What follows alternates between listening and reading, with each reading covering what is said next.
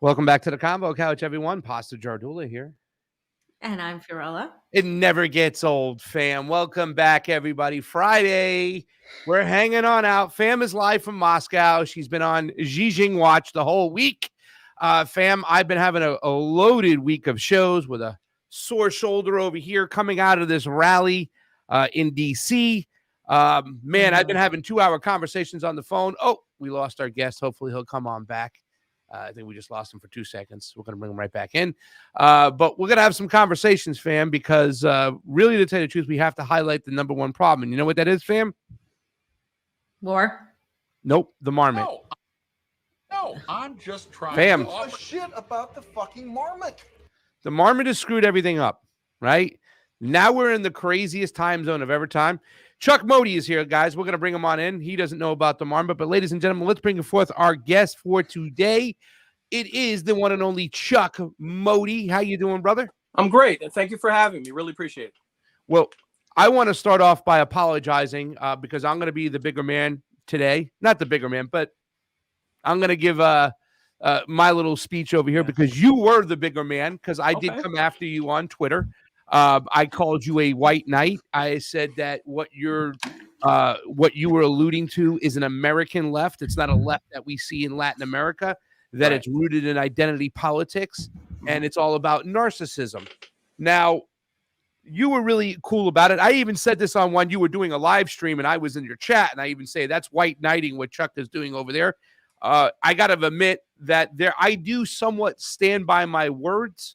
That I do think that a lot of people have kind of weaponized race, that I think the left in general in America, they look too much to identity politics, pay too much attention to, and not to say this is, you want to be called something, you can be called something, but pronouns are a little bit more important sometimes than what exactly is going on out in the world there.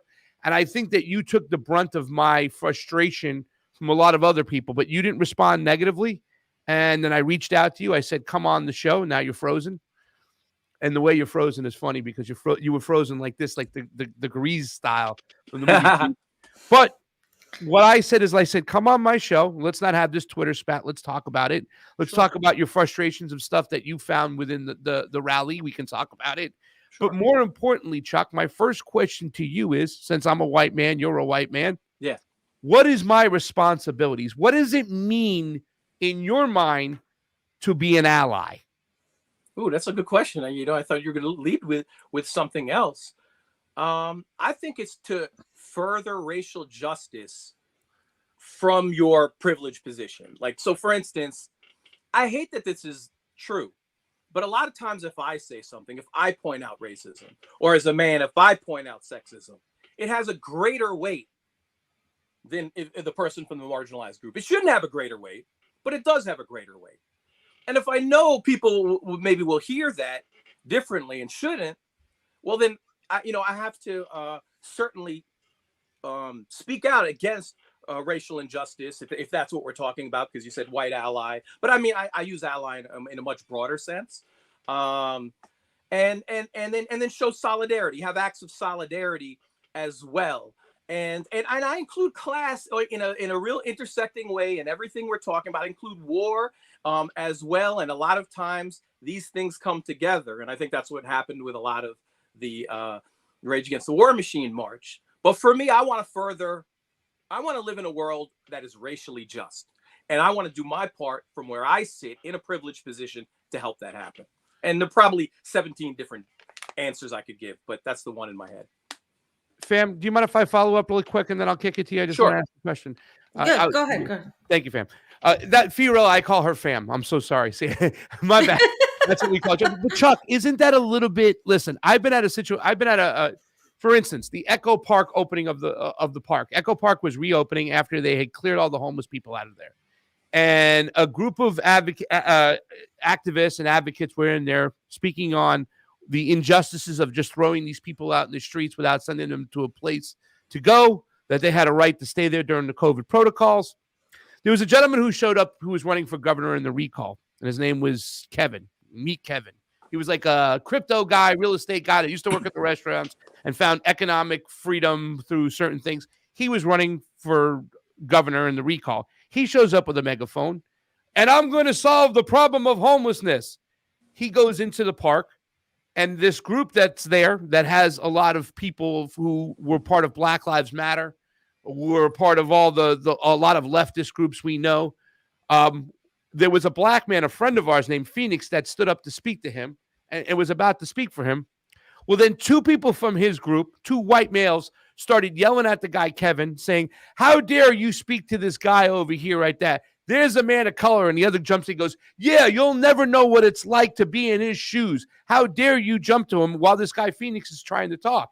Now, I thought that in itself was a type of cryptic hidden racism where you think that you need to speak up for a man of color and you won't let him speak for himself. Excuse me, black man. Yeah. And you won't let that black man speak for himself. And it just squashed everything. And Phoenix was upset that he didn't have a right to speak. What I'm asking you is that not every single black person thinks the same. So how can we make this blanket statement of being an ally when a lot of people don't think the same way? Black men I've met black conservative men. I've met black libertarian men.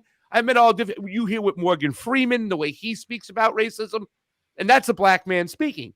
So how do you square that circle or fix that quagmire of thinking that being an ally is one set way from a group that we as leftists are normally in? Go ahead. Well, for me, and there's you're bringing up interpersonal dynamics, and I think that is important. I don't want to say that's not important, and I'm not going to agree with every situation.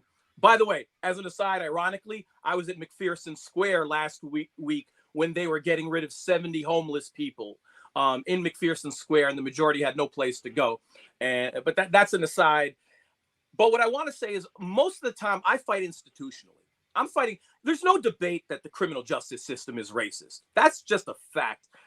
Period. There's no debate that the educational system is racist. You know, when you see money that goes to schools and where that is, when you look at, I've been very hard on Biden before he got elected. I did whole threads on him because I'm of the opinion that Joe Biden, there's no person more than Joe Biden who is more responsible for decades-long horrible criminal justice system. And that doesn't start in 1994. That goes back to the 1980s when he was a part of the judiciary making law with Strom Thurmond, some of the worst laws, crack versus cocaine disparity laws, mandatory minimum sentencing, civil forfeiture, which is basically a police officer could rob you and take everything you own and you can't do anything about it. These laws. So I fight against institutional racism. That's sort of my angle. And then I have to say, when we're talking about the military itself is not just, yes, we don't want war, but it's also a racist endeavor when you look at where the bombs drop, right? When you look at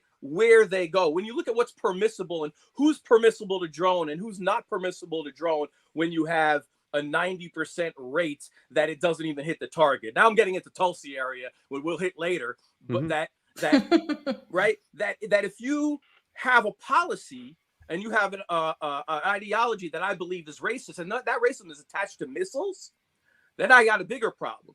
And the United States military-industrial complex is also a white supremacist endeavor and a fascist endeavor, just the way police are, just the way Nazis are. So I look at it in a very multi-layered way. But my personal focus is institutionally. So you'll see me out there against police officers. You'll see me out there against at anti-war rallies. And then if Nazis are in town, I want to send them back home. Gotcha. So there's a lot to say to that. I mean, Yeah. I kind of feel like I'm in between both of you. In terms of my opinion, I do agree with Pasta a lot, but I also, Chuck, I do see the work you do. I don't always agree with you, but I do appreciate that you are on the ground because that's rare, and that you do go to cover issues that nobody else covers. Issues we've covered them, local issues with the police. So I do appreciate that because that's something we need more. We need more journalists to do Thank that. you. And I think a lot of that is really getting lost. In terms for me, I agree that the prison system factually is racist. I agree that there is a privilege. I agree on all of that with you. I think the issue I have is that it is weaponized by liberals to try to meet a political objective and a manipulation. And because of everything that's happened since, and because of the state of the economy and the inflation and our wars that we do, our wars are absolutely, I mean, you look at Palestine, you look at Syria, you look at the areas we bomb, they're all, areas with minorities, absolutely 100%. But I think the issue of racism has been weaponized by liberals to sort of garner this sort of a fake intersectional imperialism. This is my issue with the squad, that they represent this sort of Obama-esque rebranding, and they're not there to really fight for anything. I mean, I'm Latina, and every single time Latinos get tokenized by the Democratic Party come every single election. Oh, we're going to protect immigrants. We're going to take photos of ourselves in front of kids in cages. But the reality is, Joe Biden's policy on immigration has not been different than Donald Trump's, which wasn't much different than Barack Obama's. And so we know this, and I know you know this. So my point is, the economics is a huge part of why there is so much hatred just pushed towards minorities, and it's the same thing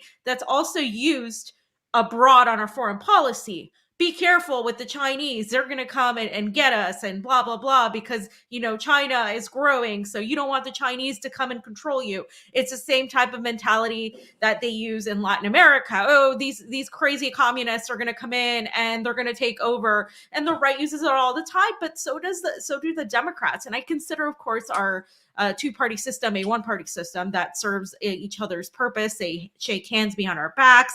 I don't really see much of a difference in them at all, to be fair, except on social issues. But then again, those issues are weaponized by both the right and the Democratic Party to throw at each other. Issues like abortion, issues like when it comes to trans issues, when it comes to any sort of social issue where you're never going to get some religious Christian to agree with you.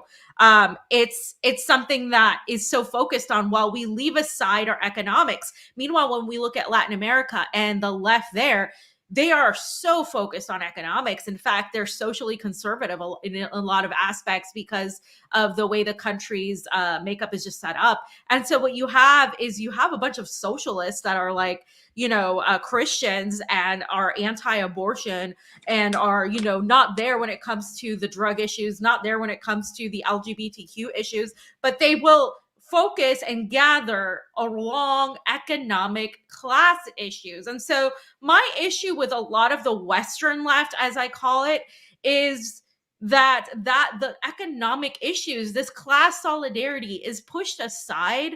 And really, in an effort to be so inclusive, we start being exclusive of people that might think a little bit differently. And I just don't believe we're ever going to build a coalition of only people who agree with us on certain things. That doesn't mean I'm going to tolerate somebody being an outright racist to somebody like in front of me. That doesn't mean I'm going to suddenly change my position and become a right winger because I talk to a libertarian. And I feel like there's a sector on the left that thinks that if you talk to a Republican, if you talk to a libertarian, you're automatically persona non grata. You're automatically like a fascist or adjacent or some sort of thing that's been, thrown at me constantly. And I'm just not. I'm literally a communist. Like, I don't understand how we're going to build class solidarity if we don't allow the working class, which includes white people, it includes brown people, it includes everybody, and it includes people we don't agree with. And I think the only solution in the United States to really go against the empire is to attack the predator class, the rich, right? The people that run, not just the rich, but the people that control the means of production right now. And we need to control the means of production. And that just doesn't happen because we get in our own way. And I see it, of course, with the libertarians themselves. I see it with the right. And I see it, of course, with the left. We can't agree on anything to save our life. And right now we're in a moment that's extremely precarious. And I just think that we need to really, we might not agree on everything, but if we agree on stopping nuclear war, and if we agree on perhaps, allowing people to have the freedom to live their lives, on bettering working conditions, then we can agree on that. You don't have to organize with people on issues you disagree with them on. And that's something I take cue from the Black Panthers. It's something I take cue from people who have done this work as well. And whatever the issue is, they organize for that issue. So that was my issue with people going after Rage Against the War Machine. I don't like many of the speakers there, definitely some more than others. And I was like, why would you let this person speak? But whatever.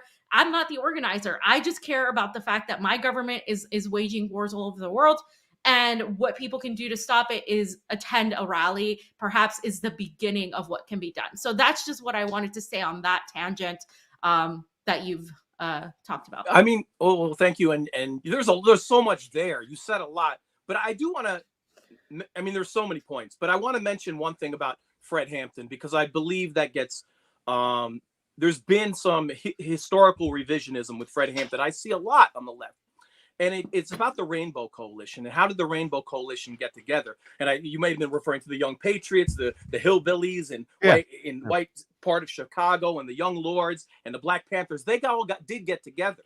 But what a lot of people don't know is that the Young Patriots were being sort of discriminated against a few years earlier in a intro from other whites, and they were disliked by other whites, and they were getting beat up by police, and they already did not like police.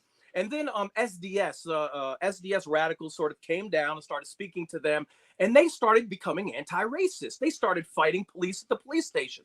And by the time Bob Lee from the Black Panthers came over, he was like, who are these crazy hillbillies at? Who are these people? And I can't believe they're anti-racist, poor working class whites who were with them and fighting the police and fighting housing discrimination and all of these things. And then when Bob Lee tells Fred Hampton, and Fred Hampton said, yeah, we could connect with them. And what people don't know is the Young Patriots actually adopted nearly all of the Black Panther platform. And people don't know that to this day. So I always want to push back on that, because that has been lost in the sauce over history. They were previously anti-racist before they connected. And the reason people get that messed up is that they see this Confederate flag, so they automatically think they're a racist. But what was happening, the Young Patriots were using that Confederate flag in a strategic way at first to say, yeah, I have a Confederate flag, but I'm not racist, to flip it on its head. And eventually they left that. So I just wanted to make that point, because I hear it so much. And I got to push back really quickly. I got to push back really quickly, because I've watched a lot of videos from the University of Chicago. Our old partner Johnny pulled it up, and we saw them go into that rooms. It would be almost impossible for members of the Young Patriots to not be racist. They were programmed to be racist growing up. A lot of things might have happened to leadership and whatnot, but to say that Fred Hampton didn't go in there and put aside his views, knowing that they were going to be racist in this room, is inaccurate. They might have adapted things and have saw the light and realized the power is pushing back on them, but they were racist in that. No one's going to rid themselves. Yeah. I'm sorry. No one's going to rid themselves of all the racism. I try to, I have blind spots, I'm sure. And when I find them, I try to rid myself of them. I have blind spots as a male. When I find them, when I locate them, I try to rid myself of them. So, that's an ongoing evolutionary process. But what I am saying about the Young Patriots is that they were already up at police stations, okay? And I have to tell you the story. They're up at police stations fighting the police. There was one time Bob Lee, this is what happened, true story. Bob Lee from the Black Panthers leaves a meeting with the Young Patriots, and he goes to the sidewalk, but he made the mistake of leaving alone. And the police officers, because they always target the Black Panthers, went to arrest Bob Lee. And all the white Young Patriots came out on the sidewalk, like all together, because it was in their community. And they said, you better get your hands off Bob Lee. You better leave him alone. And that moment, and the cops left because they had a mob of Young Patriots. And they left. And that was a very big trust building moment prior to the coalition. And there are these little stories like that history has forgotten. And Ty, Revolutionary Hillbilly, is the co-founder of the Young Patriots. He talks a little bit about that as well, and has been more outspoken Chuck, the last couple years. I want to give it right back to you. I just want to say that what you just said, that beautiful moment, I see it almost impossible to happen at a great scale right now in the United States, because I almost feel like these Young Patriots, the way we've read about them, it seems to me like they were, the equivalent now would be some sort of like libertarian or anarchist. They weren't, but they were like with some socialist tendencies. This is what I'm talking about here.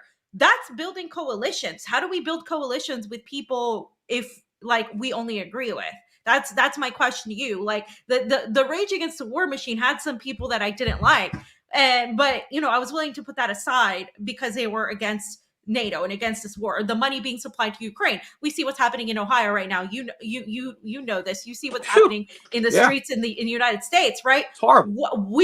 People are being left behind, and not that the wars have ever, lack of war, which we haven't had in over 2 decades, has ever gone to help Americans, really. But at the same time, it's like people are seeing billions of dollars poured into this conflict in Ukraine, and the American people are like, excuse me. And then you see Trump, of course, capitalizing on this and going there and doing this whole stint, which we know it's for the election. But again, still in the eyes of people, he is there. He's showing up. Joe Biden isn't doing that. Yeah. Now, what I'm saying is we're losing people, Chuck. If you want people to be on the left, well, unfortunately, we're losing people to the right, because the reality is, does left, right even matter in the moment where the crises are falling, the whole world is falling apart, but our particular country is really the number one, the greatest country in the world is falling apart. So like, how do you build coalitions then, Chuck, if we're not gonna, talk to people we disagree with? Because you're telling me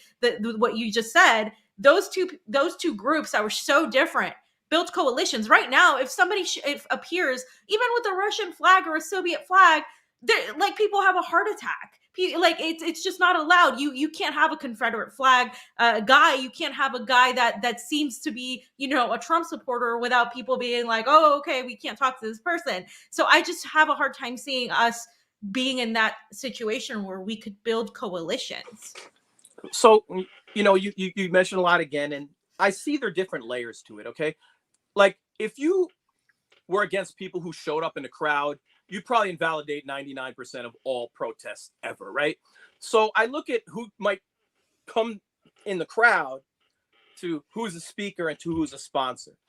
And I think, I was keeping my mouth shut. I have to be honest with you. Anyone who knows me, I see all these leftist friends. They're friends of mine. Like, I have leftist friends that are at each other's throat. And it's my nature to just pull out or DM someone. Yo, listen, man, could you keep this private or something? This is not productive. That's my nature. So I very rarely dive in. But I kept hearing variations of something you said over and over and over, to the point where it got to be mockage. We can't agree with everyone on everything, or some variation of that.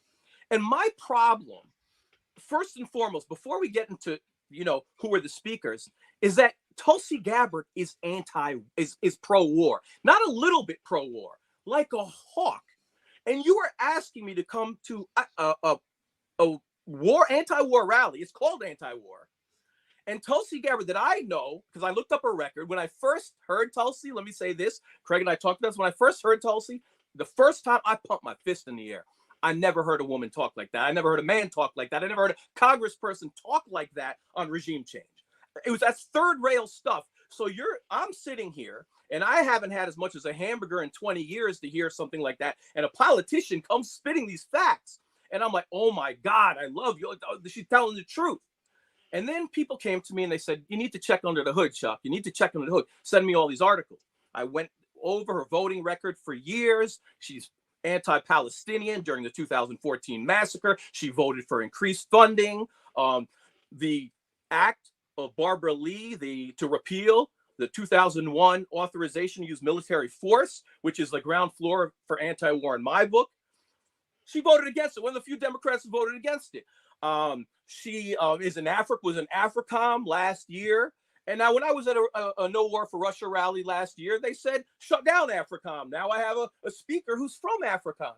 So for me, before you get to any of the speakers, the organizers have to ask, why would you have Tulsi and other pro-war speakers at an anti-war rally? Because if I go to 2 weeks ago and I'm covering a Free Palestine rally, and I did, how do I go back to them and say, oh yeah, the keynote speaker at an anti-war rally wants to kill you, wants funding to kill you and kill Palestinians, and 11 died 2 days ago on another strike from Israel? I can't do that. And that's very principled grounds. And to put that on me and to put that on a lot of people, rather than go to Nick Brana and Angela and say, what are you doing? What are you doing? Do you know Tulsi's record? And she's a headliner. She's the most famous. So that lost me right there. And I think I've never heard a good response from the organizers or anyone else for that. beyond we don't agree with everyone on everything. And that's why I spoke out. At the last second, I'm like, I can't take it anymore. I heard too many people minimize my real belief. So I had to speak out. Sorry, I was long-winded, but that's how I feel about it. All right. All right. Let's dive into the rally then. Let's talk about this because and I'm curious to know who else is anti-war and what you describe as anti-war. What does it mean to be anti-war? You know, and I'm changing the language now. I'm not going to call myself anti-war anymore. I'm going to call myself a peace activist. Okay. Right? Because whatever. I firmly believe, and this is not because my business partner works in Moscow. We've always liked RT. I believe the quickest way to peace is through a Russian victory because all the United States and the West wants is war, right? And I understand that there's people in the rally who disagree with that, and there's people who dropped out of the rally who disagree with that, okay? What is the purpose of an anti-war rally in your mind? Because let me just point these out because from the Answer Coalition that you're going to be supporting that war, that you've worked with those people before, you've worked with Medea, or you've covered Medea. Yeah, I'll cover them in March 18th. I hope you're going to go with that stuff like that. We've seen the history of those things. This particular one, if it's all about getting butts in the street, this particular rally got anywhere from about 5 to 10 times more people in the rally itself in the streets to what we've seen the Answer Coalition coping in these groups do for years. Almost 4 years they've been at the front of the anti-war rally movement, the anti-war movement. It's almost non-existent.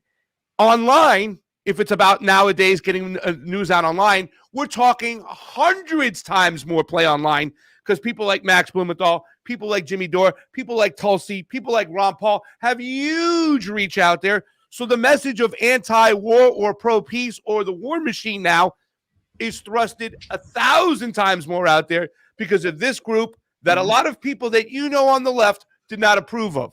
So what is the purpose of having an anti-war rally at the end of the day? Do not the ends justify the means? And I'll give you a good example because you talked about our criminal system, our justice system is racist as could be. Well, which political party is the hardest on the criminal justice system? I mean, they're both horrible, but you're not going to wait. The answer. I'm not going to say anything nice. No, I'm going to tell you the answer right now. What it is, it's the Libertarian Party. The Libertarian Party on the criminal justice system, like a comb. It might not be because it's racist. It might be against civil liberties. It's something different. So once again, they don't agree why, but the actual crux of it. If you're really against criminal justice and you want criminal justice for them, the Libertarian Party is like nobody. Down to a T, give examples of how to push back against the criminal justice system. So why wouldn't the ends justify the means? And if Tulsi has some issues, right, and you're like saying pro-war across the board, dude, she is better than any squad member. She is better than, yes, she is, Chuck, any squad member. I'm not defending the squad, but I would argue. Yeah, but go ahead. What I'm saying is the INF treaty, the fact that she spoke out against coups in Bolivia, there's issues where Tulsi Gabbard has been good when it comes to American intervention. Why do not the ends justify the means if it gets nobody's paying attention? Go ahead, buddy. Well, I just want to elaborate on that Tulsi thing, because what Tulsi is for and why she fools people is because she's so good on regime change. She said it many times, that money going there is taking money away from essentially bombing Muslims, radical Islam extremism. She says it over and over. So for people think she's anti-war. It's like if I said Obama's anti-war because he ended the war in Iraq. Of course, that's nonsense. He had all these other wars. Tulsi's the same way, but people don't see it. So some people might get fooled by Obama, and many leftists get fooled by Tulsi. She is saying, and rightfully, end the funding to Ukraine. She is right on regime change, but she's saying, let's take that money and use it. And I'm for drones. And I am for pro-torture, and I am against Palestinians. And I think that last point is very relevant right now because they're kind of going through a slow nuclear holocaust right now. And I start with the low-hanging fruit because you asked me what's anti-war. The only thing we have to do as a country is stop giving money to Israel. And if that's not part of your platform and people don't believe that, and then I don't trust the event itself. And once I don't trust the event itself, that you can't meet your own rules to have anti-war people at an anti-war rally, then it opens up everything else. All the other criticisms of speakers, maybe something's going on here. This doesn't smell right. Where is this going? That the first issue feeds the second issue. That's what it is for me. And a lot of other people as well. Let's stay there then for 1 second then. All right, let's just say you're right. She's anti-war. She's really shouldn't have been on the stage, but people in her party believe she's anti-war, right? They think okay, I look at the INF treaty, I look at what happened in Syria, right? Because I can tell you, I've met on the campaign trail for Tulsi, Muslims come up to her and hug her and say, thank you, because you're the only one wanting to stop the war in Syria, whatever the case may be. Let's just say there's a lot of people who believe she's anti-war. They're all wrong. Well, whatever. They're all wrong. And that's Chuck, if I could wait 1 second. You're saying they're wrong. Okay, they could be wrong, but they believe it and they show up and they sponsor it, and so does all these other people. Why do the ends then not justify the means? Why do they have to be right about her personally, even if they think she's anti-war and they show up because it's an anti-war rally? Why do not the ends justify the means? The same way I said with the libertarians who are going to fight against the criminal justice system that you said is racist, and they're going to fight against it harder than any other party. I have a response. Here's my best response. It'll come with a question, really. I covered the Medicare for All rally a couple of years ago, and I got people in my DMs, don't cover it. Chuck, there's some speakers you don't want to cover there. And I'm glad I did. Maybe 5% of the speakers were bad. 95% were good. But everyone was for Medicare for All. So that's number one, no matter what their political background. So I'm going to ask you a question. If the Medicare for All rally had a headliner of Joe Biden was headlining the Medicare for All rally, would you attend? Why or why not? Okay, this is something that will never happen. You know he'll never, ever do that because he's not for Medicare for All. He's been against it the whole time. Exactly. He's not for Medicare for All. So you might think it's a sham, right? You would not attend because you're like, this is bullshit. That's a disingenuous argument. This is why I got mad at the other day. That's a disingenuous argument because funding. Wait, listen, you're talking about an ideology. First of all, if I even asked you to explain to me what Medicare for All is, it's going to mean a million different things. Yeah. Intervening in another country is intervening in another country. You either pull out and you don't get involved, or you do get involved. This is a whole different argument. You know what I'm saying? So no, I don't know what you're saying. It's a whole different pull out. What is Medicare for All? It's not what Joe Biden says is Medicare for All. I mean, we could get into the weeds of different versions, but my point is, you would know it's not real. And you wouldn't attend because you had different opinions on Biden, or you didn't like his war policy, or you didn't like his mass incarceration policy, or you didn't like that he put 100,000 cops on the street. You wouldn't attend because you know he's not for Medicare for All. And because he's never been for any. He's never been. But he's never been for any aspect of it. I can tell you 450 things about. I can tell you Tulsi stood alone in the INF treaty to try to get it extended. She was the only person in Congress to do so.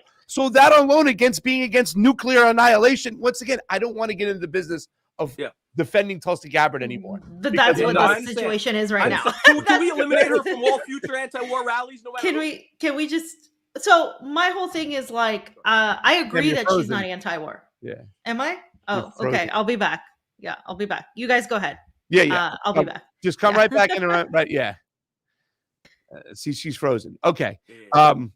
But I like I said, I get it, and we can have those arguments. Yeah. But there are people who strongly believe that Tulsi is the most anti-war candidate out there. Would you have let AOC? Would you have been okay with AOC, Bernie, or anybody from the squad be on that stage? Because I've seen you share stuff from Jimmy Carter. I've seen you share stuff from Bernie Sanders. Yeah. Would you have been okay with any of those people on the stage? No, I wouldn't. But I'll tell you this: as much as I wouldn't be okay with Bernie's far more across the board. No way. Anti-war. No way. Many more votes. No way. No way. Where? Where? I said I'm not defending Bernie. I'm not defending any of them. They would all be suspect. So why is it? Here's my question. Why can the left, particularly the anti-war left, have such incredible perception to know when somebody, a Democrat, is lying, and often correctly, whether it's a squad member or someone else, or Nancy Pelosi's giving her nonsense and lying, and or doing this clap, or we're saying fraud squad, fraud squad. That's all I hear. Fraud squad, fraud squad. But we can't have that same high-powered perception for Tulsi Gabbard. Like, why is So Tulsi she not has fraud? Why can't we get to that level as anti-war activists to hold anti-war movement accountable All right, like we do with liberals? I'll let Fee jump in. Go ahead. So I don't think she's anti-war, but I do think she's definitely less hawkish than pretty much most everybody there based on her record. Palestine's a huge issue for me. It's one of the issues I get most angry about, even the way it's covered in good media, because there's no way to cover it as equitable, because there's an agitator and there's a victim. There's no two sides. It's like there's clearly it's an apartheid. It is a situation where it really riles me up, and that's one of the reasons why I could not really stand with her because of that. Because of what Tulsi reminds me of are the people on the Republican Party for right now, like Marjorie Taylor Greene, who are against the funding of the war in Ukraine, which I agree with, and I say, that's good that they can say that.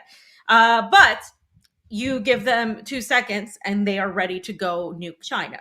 And that's my whole situation but that happens on both ends. You have Democrats and Republicans choosing which war they're for. So none of these people are anti-war. And I think it's a waste of time to argue about how anti-war Tulsi is. She's not even in Congress. She's not even really running for anything right now.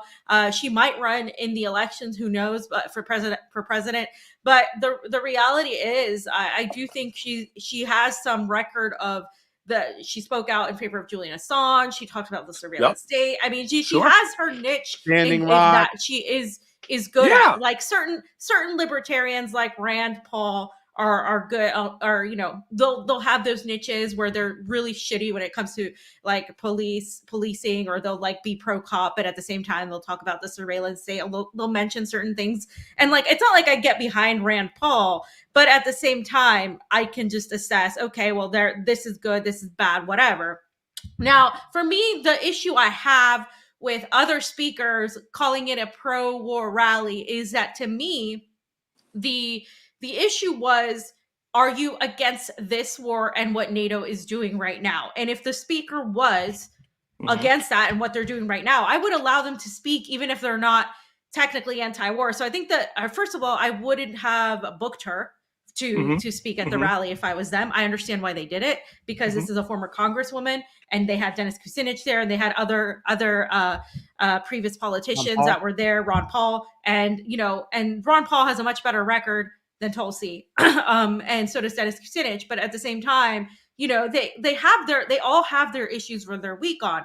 So if you're going to allow one politician, then I mean, okay, I understand like why they opened it up. I wasn't an organizer at the rally. My whole point is, I didn't agree necessarily with that as anti-war. I think the rally should have been called Rally Against NATO and against supplying Russia-Ukraine, or supplying Ukraine with money. That's something like that. Like, it's just and not the funding to Ukraine.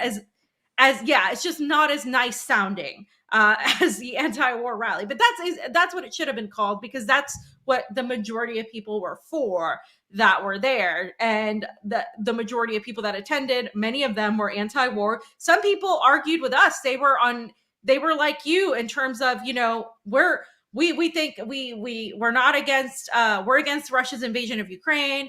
We don't agree with, these people like Scott Ritter because they're so pro-war and they're on Russia's side. So some people were on the libertarian side were like, yeah, no, he shouldn't speak because he's pro-war and all this other stuff. And like, there's pro-war people there. So that's one sentiment. And I don't agree with it, because to me, the war has been going on since 2014. And merely what happened was Russia entered an ongoing war that had already been happening. So to me, it's not the same thing as what we do around the world and what our country does. And what NATO's doing is pushing us into war. They're playing chicken with nuclear powers. And for me as an American, I really is my number one objective is to stop the war machine in our country. So for me, that was the way I looked at it. I didn't look at it as, you know, everybody's going to go in there with Russian flags, but there were Ukrainian flags that the media didn't show. There were Russian flags, there were Ukrainian flags, there were Soviet flags. I mean, there were American flags. There's definitely not a cohesive generic group of people that went, and there was various viewpoints. And I think it's better to go to a rally, even if you don't agree with it, to see what's really there. And I do think there was definitely some agitators that are constantly thrown in there, like this ex-Nazi guy, whatever his name is, who happens to be at every random rally that the left wants to like destroy in between each other. So I don't believe that these people are coincidentally there. Now, I do see Pasta's point about, do the ends justify the means? I hate that saying because I think most of the time the answer is no. And so I'm not a believer in that, but I do think that in this case, trying to gather a group of people across all spectrums that you had communists and libertarians and like, you know, socialists and leftists and people on the right, conservatives and all of that, the whole rainbow pretty much there. And I think that is the most dangerous thing we can do as the working class, is to actually be there, even if we don't agree. Do I think if I heard Tulsi's speech, I don't think it was anything amazing. I thought it was her usual, you know, and I agree with you on what you say. Like when it comes to Muslim countries, she's definitely on the wrong side of things. And that is something that I agree with you on, but I just don't think it was enough for me to say that just because of her attendance, or say Jackson Hinkle's attendance, or somebody like that, that I wouldn't have gone. I would have gone and said, look, I may not like some of the people here. I may think they're politically manipulating, and I might think they're grifters. I might think they're this, but I'm here to stop this continuation, escalation of war. Because to me, if we all get nuked tomorrow, none of this matters. This whole argument that we're all having is going to be completely moot, because we won't be here to discuss our differences. And I wanted to be able to discuss our differences, Chuck. I want us to be able to sit in a room and have this conversation and be able to find a way forward with you, with other people that I vehemently disagree with. I vehemently disagree with libertarians all the time. I think this idea of the free market is complete bullshit. But like, that doesn't mean I won't stand with a libertarian who wants to stop nuclear war. And I will stand with a liberal who wants to stop nuclear war. I will stand with anybody who wants to stop nuclear war. And I mean, with a certain extent. I mean, if you're holding a Nazi flag, you know, you really want me dead, that's a whole other tangent. But the reality is it's just not likely. Right now, our country is supplying weapons to fascists. And I know this because I went to the Donbass and I've seen what's going on there. I've seen how people have lived. And it's absolutely life-changing to see. And when you go report on homeless people and you see how they live, and you do it all the time, and you see the police engaging in violence against working people, and you see that, it changes you.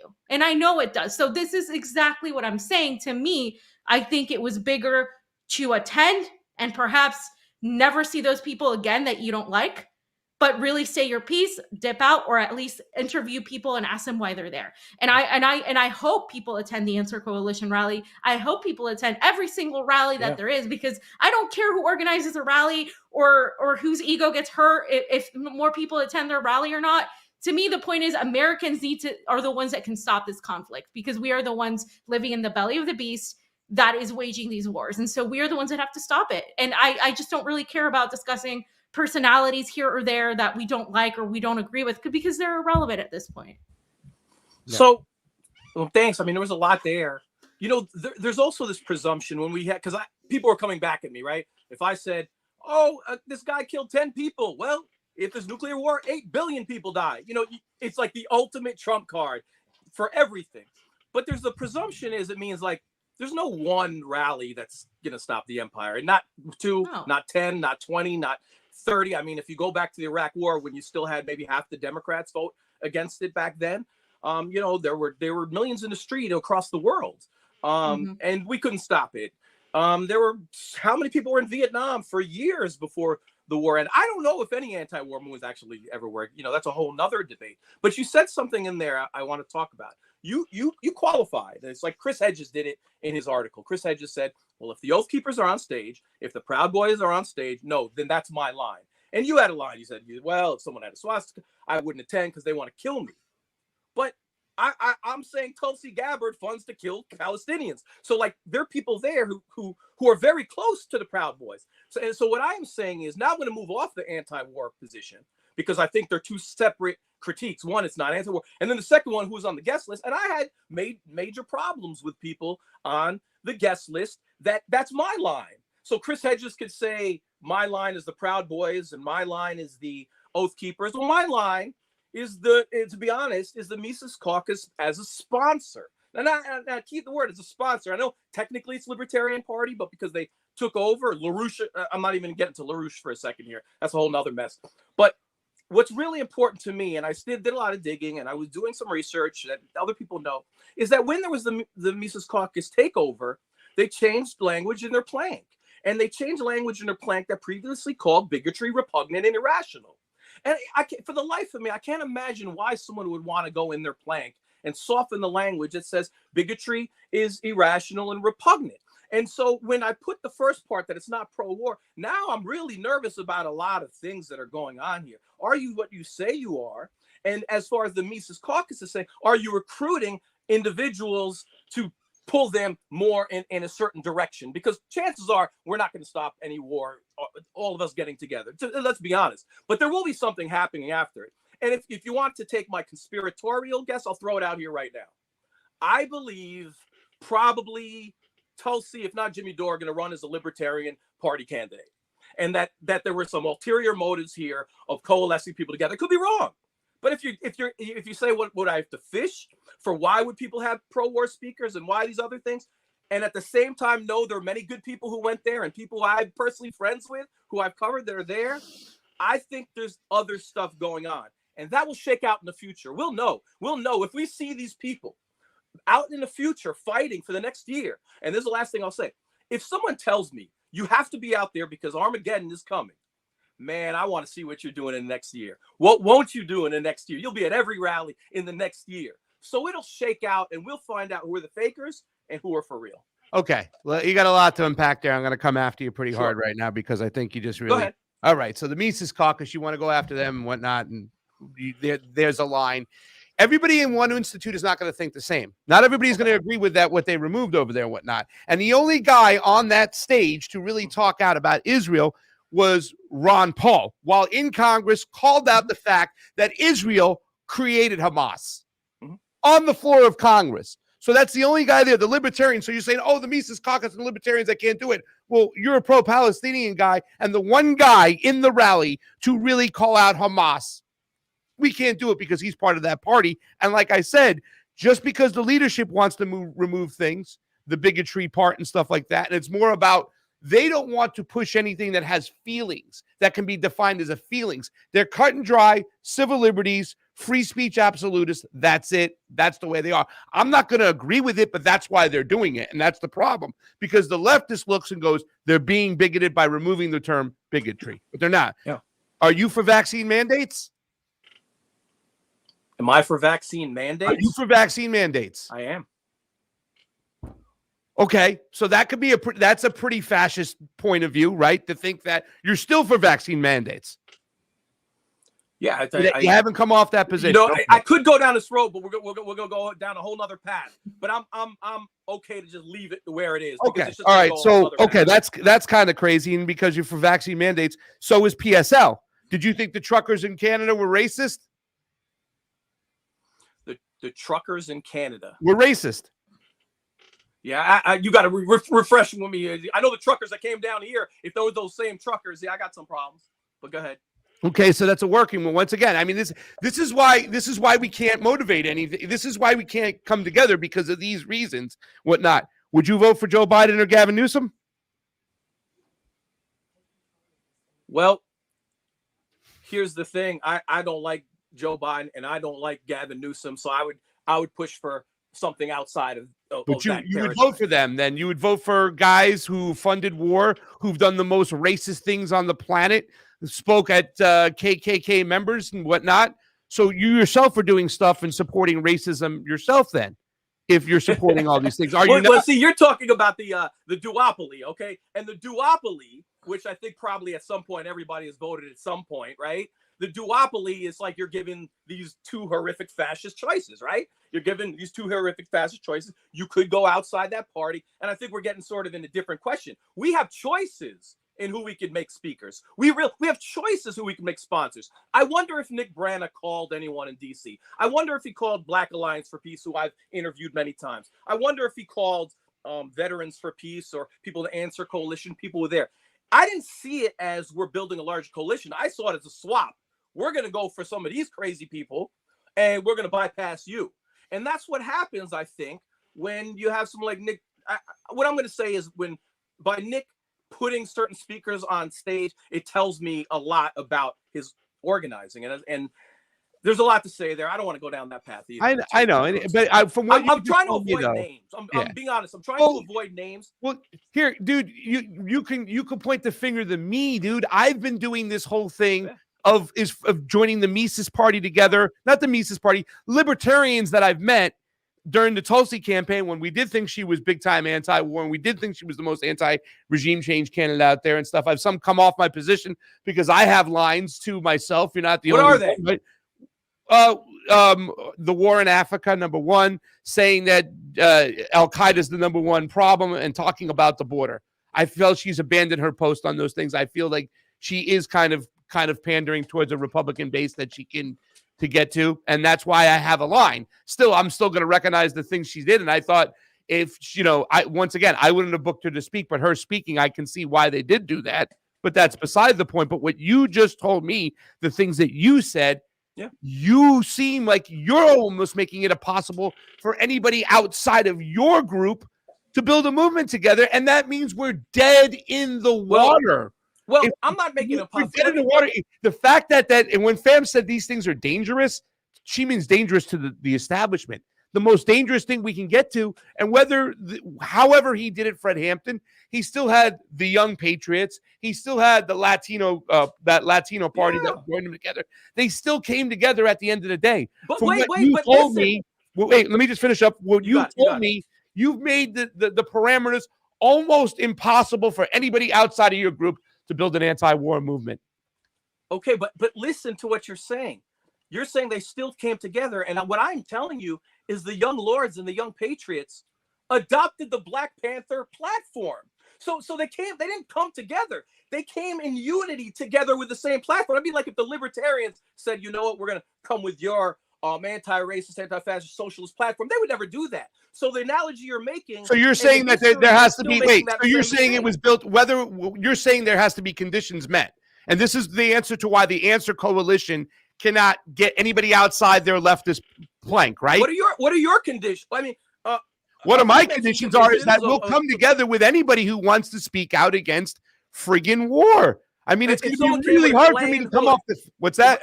Are they good too? Who? If somebody committed triple homicide and walked in with a Klan hood, but they were anti-war, do we welcome them too? Are you saying have no lines? What I'm saying is that your lines are way too thin. I asked you a question. Craig, I asked a fair question. What's the question? Do you have any line? Is there any line? Is there any? Of course there are lines. Came in a Klan hood. Of course there are lines, but what I'm trying to say is that my lines are way further away and way more. We agree. No, but my lines are a little bit more built in the reality of the United States right now. I don't think our neighbors are the problem. I think the ruling class is the problem. We agree. Your theories are more about the problems with our neighbor and less about the ruling class. In other words, the neighbors and what they think and what they feel are more of the issues and more of the problem rather than the ruling class. I'll have a lot more leeway for people. Like, I don't have a problem with I have issues with the Mises Caucus, but you said you have a big issue with them right now, and that means you wouldn't build a rally with them. Would anybody? No, I wouldn't. No, I wouldn't. They're sponsoring. That's ridiculous. I was with people who were libertarians in the Mises Caucus. They don't agree with everything from the Mises Caucus says leadership-wise, but they were ready to stand with communists to end the war. They got their butts out over there. So, I mean, what I'm saying is that the parameters that you were building the parameters that the Answer Coalition is building, PSL, you know what I'm saying? We'll never The have parameters. The parameters are blatant bigotry. Those are the parameters. And let's be clear here for a second. And I'm gonna bring it back to Tulsi because this is the point that is missed with Tulsi. Gotcha. It's not that she's raging Islamophobic, because she is. And she has said a whole bunch of comments like stoke anti-white racism and all this stuff to garner support for the right? It's that her racism and her bigotry are her war policy. Do you understand that? Like, that's the part people are missing. So what we're happening when we're saying something like that person is way too bigoted for me because standing up against war, that's connected to that they got no problem killing Palestinians. Right, well, what's with the Mises Caucus? The libertarians are anti-regime, but now you want to say you can't build a. You won't do it. But they don't. Wait, they don't get involved. They're anti-regime. They're anti-interventionist, but yet you won't deal with it because they're bigoted on their platform when it comes to. I was being generous to them, by the way. I could get into some history. I could go into the LaRouchites. I could go into that history to have very legitimate historical discussions of how can you possibly have that individual on there that's very white supremacist adjacent, if you don't like that word, but there are conversations to be had. And I do believe that is related to why we didn't see some of the black organizations that we see in DC at that rally. That's real. And I know people got all messed up by that, but that's real. And if you think that you're going to align with people who will then turn around and harm you, that's a problem. So for instance, the last thing I want to say, because I heard all this I hear these trans, they have this view on trans, right? And they shouldn't come. Well, right now we have laws in the country that are making it like illegal to wear drag. And you could go in Tennessee yesterday, by the way, and you can go to jail for up to 15 years. So what I'm saying is a lot of the opponents aren't like making stuff up. They're saying, I'm under attack right now. I'm black, I'm under attack right now. I'm Palestinian, I'm under attack right now. I'm trans, I'm under attack right now. It's not a theoretical concept that I have to imagine to think about nuclear war. And I may align with people who may want to harm me afterwards and use you're just saying that they may want to harm you after. People can say that communists want to kill them after. So you look at some historical things. That's I'm talking about stuff happening right now. I'm not going into history. There was a law passed yesterday in Tennessee, or a bill that went through, that will make it illegal to wear drag, and up to 15 just to wear drag. The civil libertarians should be outraged. And I'm going to tell you what problem with civil libertarians is that generally, I find almost 90+% of the time, they're bigoted in their in what they fight against. So if I'm a civil libertarian, I believe their ideology, I'd be fighting against BDS. Those fighting against BDS, like Tulsi is opposed BDS, boycott, divestment, and sanctions. That's peaceful boycott. And I think that's the ground floor for civil libertarianism. But what happens when a marginalized group or a Palestinian group, a Muslim, are getting their rights removed by law? We don't see the civil libertarians. But if it's white people getting their rights removed, we see the civil libertarians. So I don't have a lot of love and faith based on their own action, not ideology. I just gave you an example of Ron Paul on the floor, whatnot, and then yet you'll have members of Code Pink that will go out there and support AOC and Joe Biden, and that's okay because they say they're mitigating damage. Blah blah blah blah blah blah blah blah blah. I mean, this is a reason why the Answer Coalition has rallies and 100 people go. They've been the Code Pink has been at the forefront of the anti-war movement, and it's almost non-existent. We have an idea to bring some people together, and because certain issues we have with them they're pushed back on, but yet we get 5,000 people out in the streets, whatever, and now we have a ton of stuff online to go with, and that's not good enough because it's bigoted because they want to turn around and hurt you after. I don't know. Sam, do you want to jump in, Fee? I mean, we've been going a while, so we do have to move on, but I just want to say, I think that the country is clearly divided. This is just, I mean, look, like there are people that are part of PSL Answer Coalition that I think are well-intended, and that, Pasta and I have worked with a lot of people on the left, anti-imperialist, and we're anti-imperialist, and we hang out with our group of journalists we just love them and they're great. And like, sometimes, we agree with them on things and sometimes we don't. And that's just, the reality of the situation. But like, I consider myself extremely far left, and I stand against the COVID vaccine mandates. I thought those were extremely discriminatory. I thought, especially with what we know now, what's been coming out now, But and I think that's something where the right capitalized on that. And so again, we're losing people to the right because they seem perceptually. I'm telling you this as somebody that's outside the United States. Perceptually, right now, the right seems more anti-war. The right seems more okay for freedom and liberty. I know people that don't understand the dynamics of American politics here think, oh well, it seems like the right is more anti-war. I'm like, no, in 2 seconds they'll want war with China. Like, this is what you have to understand, but they don't understand that. So but perception matters. And I think that the left has been far too, I don't want to say you have to allow people that you feel are endangering your life. However, I think that statement has been exaggerated because there were people there at that rally that were able to listen to communists who really say nasty things about communism, and they were able to go and listen to communists. They were able to show up there. The libertarians you mentioned, a lot of them that I don't agree with on many things at all, they were extremely critical of Tulsi Gabbard. They're extremely pro-Palestinian and anti-Israel. They're some of the people that I've had conversations where we agree on BDS and we agree on the war situation. So a lot of the times I think it's perception of these groups that gets in the way of what the reality is of these groups. Because I've worked with people in the activist community in Los Angeles. Like, we have been in the streets. We have been, with Black Lives Matter. We have been in the streets with just all these groups in the housing community. We have been I've done all of this. And so I understand where people come from at a certain level that's local. And at a local level, you see things differently than when you look at the international level. And so my issue is, I think what ends up happening is we end up dividing ourselves into smaller sects of people, because believe it or not, Chuck, there was a lot of arguments and back and forth within the libertarians putting on this rally. They were going Didn't at the each other's radical throats. caucus leave because it wasn't anti-war? It wasn't even a radical caucus. It was a caucus that was just focused on certain things that I thought were not even important. Like, they were just at each other's throats, no matter what side of you fell on it. They were completely fighting, and it really just shows how fragile our movements are, how we can't organize anything to save our lives. But you go to Europe and you see how the French have done it, how the Belgians have done it, the Germans, the Italians. There was, in the Czech Republic, an organized protest against NATO and against sanctions on Russia because it's destroying their economy, solely because of that. And the Communist Party worked with the Conservative Party to organize this rally. We could never fucking do that.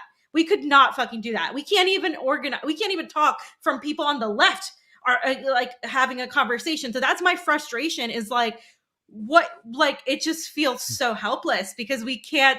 You don't have to agree with Pasta, you don't have to agree with myself, but it's just almost like there are things that are being said that are just not true about the libertarians. And I'm not one to defend libertarians. Like, I argue with them all the time, but at the same time, it's like, I do think certain groups, like within the left, are have very, very rigid stances where and I think the right does it too, don't get me wrong. What you just mentioned about drag, I do think that the right has focused on that, because that's how you get votes. It's the same thing with YouTube personalities. They focus on the trans issue. I think both sides have focused on it too much. The liberals have focused on it in terms of making it like the most important issue. The right has focused on it on making it the most nefarious thing. Oh my God, if you're gay, you're a pedophile. I think that's absolutely ridiculous. Yeah. And I'm not going to allow, the co-option of a certain group of people that I see happening on the trans issues from the left to make me a bigot, to make me start hating drag queens, because you're never going to get me to hate drag queens. That's just not going to happen. I think it's ridiculous. But at the same time, I do think that is by design, where we have these two sides focus on these issues. And I think it's wrong, of course, what happened in Tennessee.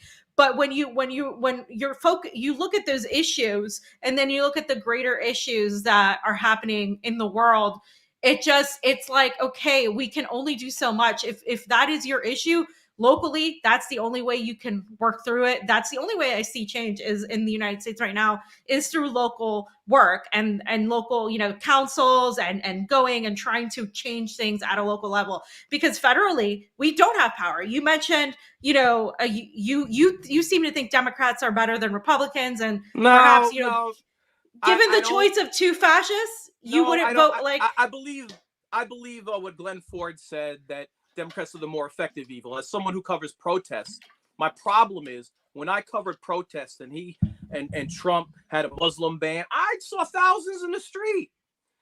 When I covered a protest when Biden kept in Title 42, I saw 30 people in the street. So what we know about liberals and we know about supporters of the Democratic Party is that when Biden does the same exact thing as Trump, the same people will stay home. They won't fight back.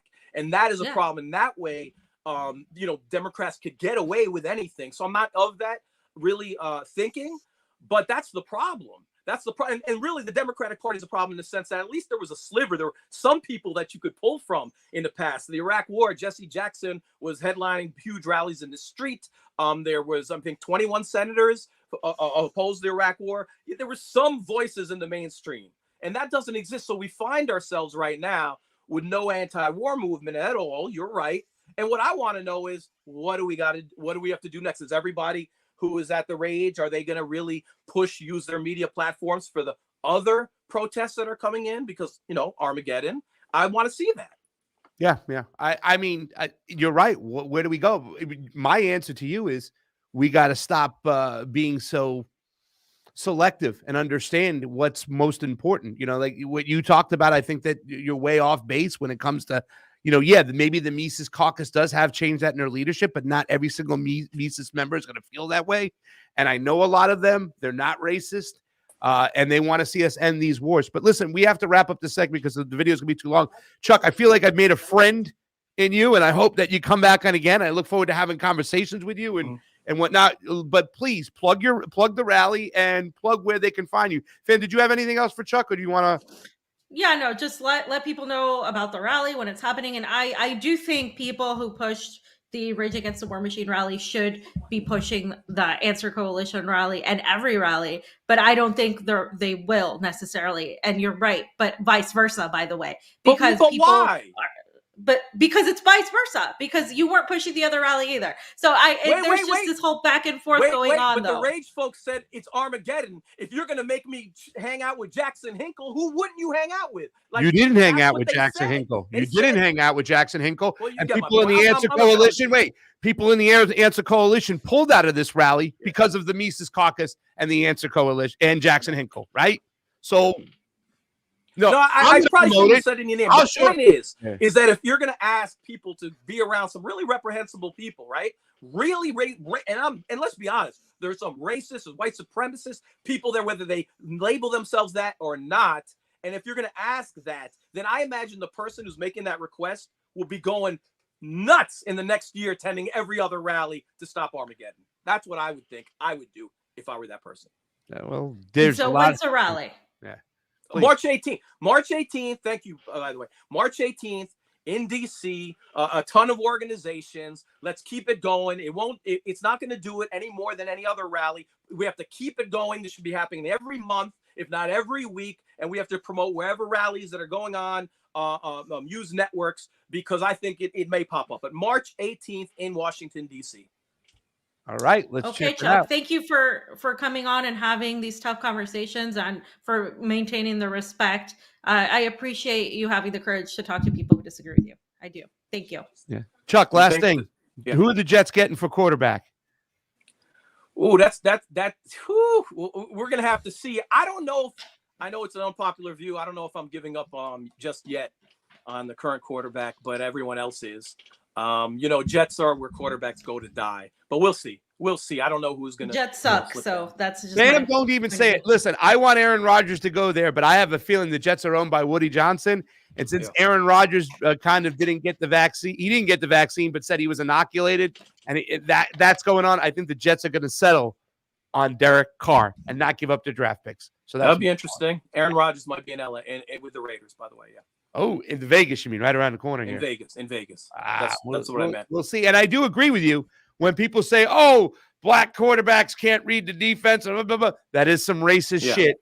And Mahomes can read a defense pretty good. He's got 2 of the 15 seasons with 5,000 yards passing. He's got 2 of them. So he proved all those assholes wrong. Chuck Modi, ladies and gentlemen, thank you so much for joining us. Come back again, my man. All right. Thank you. Thank you. You got it, Chuck.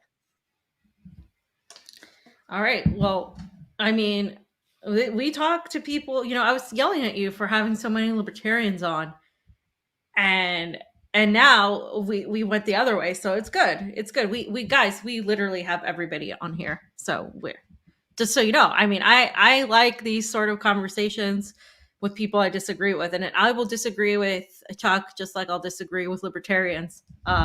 It's kind of funny though, because I find myself like agreeing with certain elements of both the libertarian and the Chuck, but like it's just this I feel we're so divided, Pasta.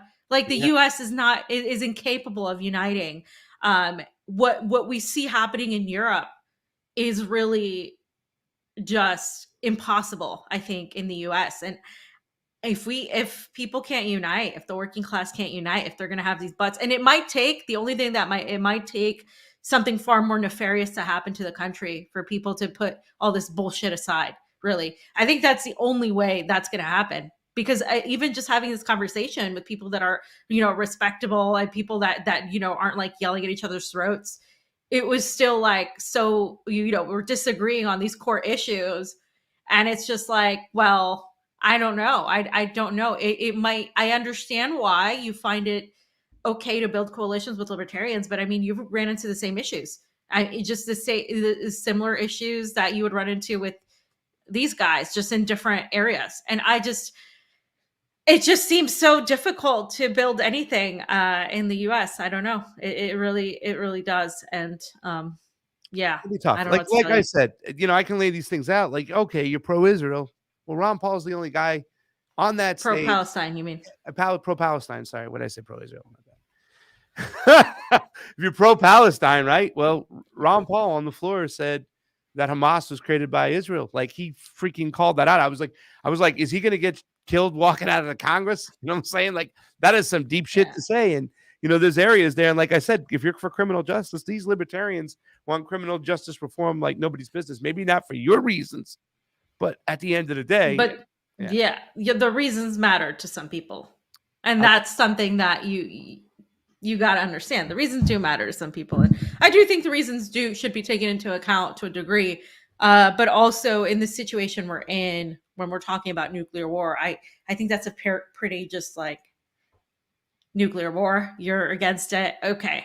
Like, again, I don't have to like every speaker. I could agree with Chuck on some of the speakers, but is that more important than, everything else? And you don't have to hang out with those speakers. As Misty said when she was on the show, you don't have to see them ever again. You don't have to be their best friend.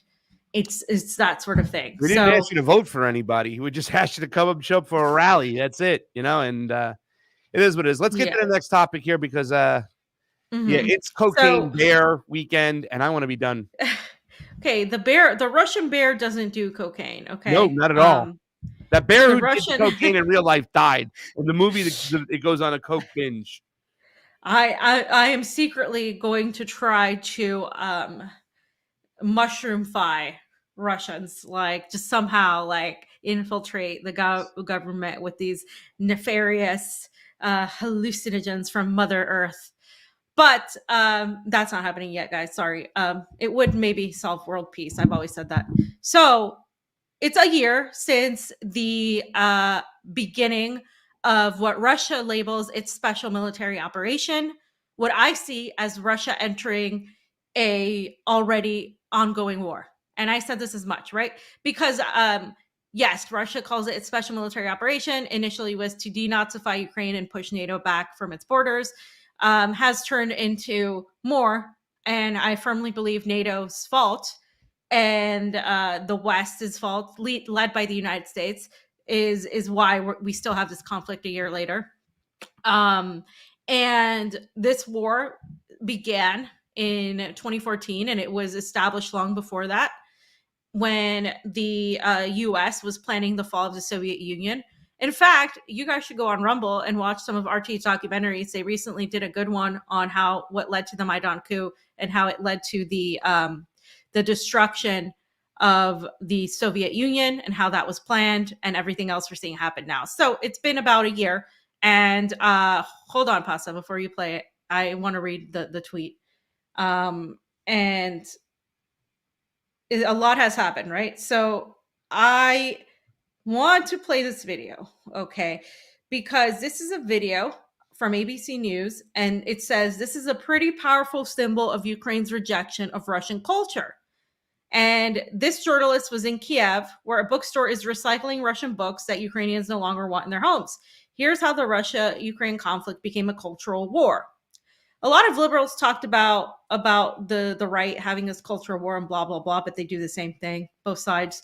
So here's this guy, and watch how his coverage is. And by the way, if you're in Ukraine and you're not getting like taken and, you know, put into like whatever conditions, it's because you probably are on the side of Ukraine, which makes you on the side of Koki Smurf, and you're not really a threat. So you can go ahead and watch this video, and then we'll talk about how disturbing it is in some ways. Okay. Hi, I'm Patrick Reevell with ABC News, and we're here in Kyiv, and we're at a paper recycling plant here. And the reason we're here is that we're watching hundreds of Russian books about to be pulped. You see these men are chucking them into the chute, and then they will go up there and be pulped. There's really all types of books here. We've just seen him throw several volumes of Tolstoy, as well as there's books here about the Soviet victory in World War II, there's books about Soviet tanks. Basically, this is part of an initiative by a bookshop in the center of Kyiv, where people can voluntarily bring Russian books they no longer want in their homes to be recycled, and say that they're not simply destroying books, that they will be recycled and turned into something, in their words, more useful. But obviously, this is a pretty powerful symbol of Ukraine's rejection of Russian culture.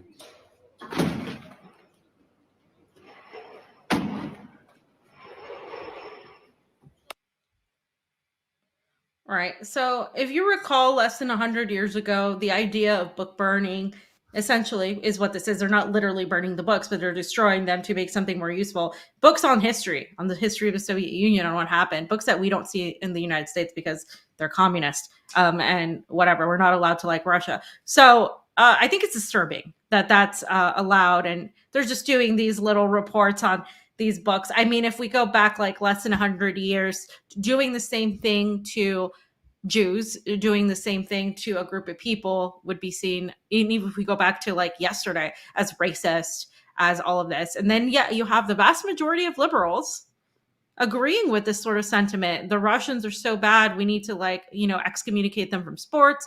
It's the same mentality, of course, that people used against those who refuse to get vaccinated. It's the same mentality. Am I Jesus Christ. Should I play the next video so you should come into it? You want to still China's peace plan? No. Play the next video and oh, you just unfroze. You unfroze. You're good now. There you go. Okay.